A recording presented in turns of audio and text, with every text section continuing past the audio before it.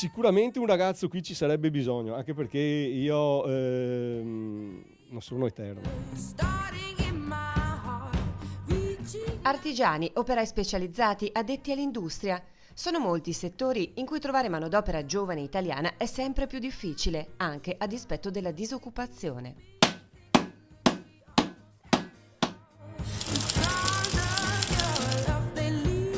Faccio il battiloro e quest'anno a luglio sono 41 anni che faccio questo mestiere. Il battiloro è quella persona o quell'artista, se vogliamo anche chiamarlo così, che riduce in sottilissime foglie l'oro. I giovani di adesso prendono un po' paura di quello che io faccio. Ecco. Il problema per loro è imparare la tecnica e logicamente i vari passaggi portano vesciche alle mani.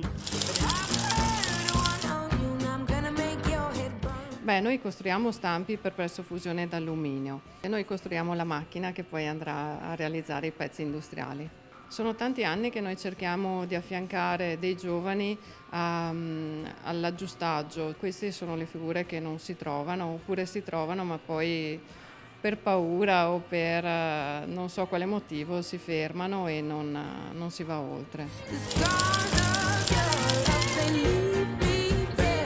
Qui operiamo nel settore della ristorazione, quindi produciamo tutta la parte tecnologica dell'arredamento. Oggi le figure professionali specializzate si ha difficoltà a trovare nel territorio, a livello di tornitori, a livello di piegatori, a livello anche di frigoristi.